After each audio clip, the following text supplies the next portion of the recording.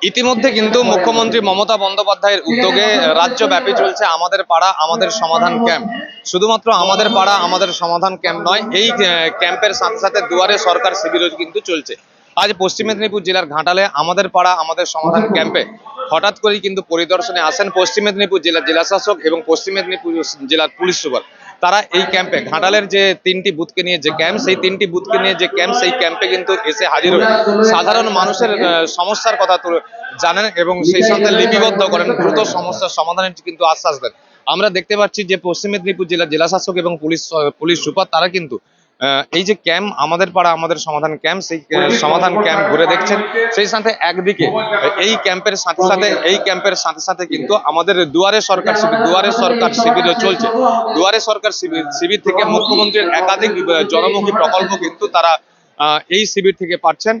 সেই সাথে জেলা শাসকের দাবি যে মুখ্যমন্ত্রী মমতা বন্দ্যোপাধ্যায়ের এটি একটি জনহিতকর প্রকল্প, যা সত্যিই আশ্চর্যজনক, যার ফলে কিন্তু উপকৃত হবেন সাধারণ মানুষ।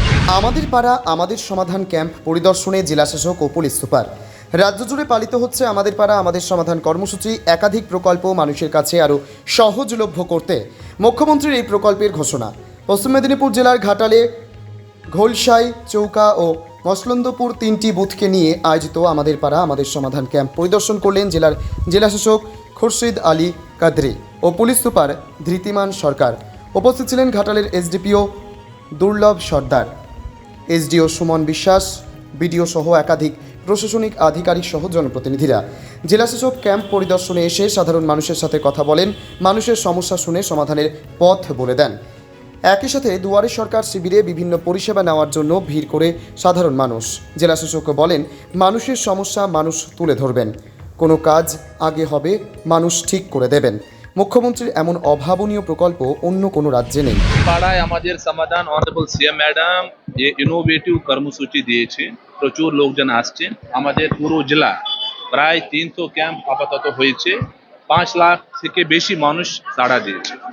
আজকে আমি আমাদের এসপি সাহেব পুরো টিম এখানে আছে, আপনি নিজে দেখছেন প্রচুর লোকজন আসছেন, অংশগ্রহণ করছেন। সিএম ম্যাডামের একটাই লক্ষ্য আছে, মানুষের কথা ফাইনাল।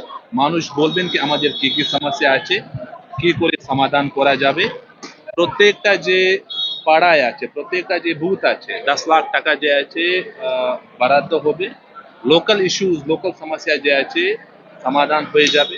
আমাদের এখানে ছোট ছেলে ছোট মেয়ে আসছেন, স্কুল স্টুডেন্টস আসছেন, তার কিছু কিছু সমস্যা আছে, সেই সমস্যা যে আছে বলছেন, তার সমাধান হবে। তো এটা খুবই ইনোভেটিভ প্রোগ্রাম আছে। আমি মনে করছি যে পুরো ভারতবর্ষের মধ্যে এরকম প্রোগ্রাম কোথায় হয় না।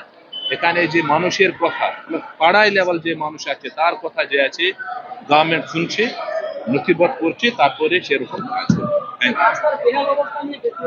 আমাদের ম্যাক্সিমাম যে কাজ হবে রাস্তা নিয়েই হবে। বেশ কিছু জায়গায় আমি দেখলাম কি প্রায় 60 to 70% মানুষ বলছেন কি আমাদের রাস্তায় কাজ করতে হবে। এখন নোট হচ্ছে এরকমই কাজ হবে। Thank you. Bureau report, Jazbaat 24 Bangla.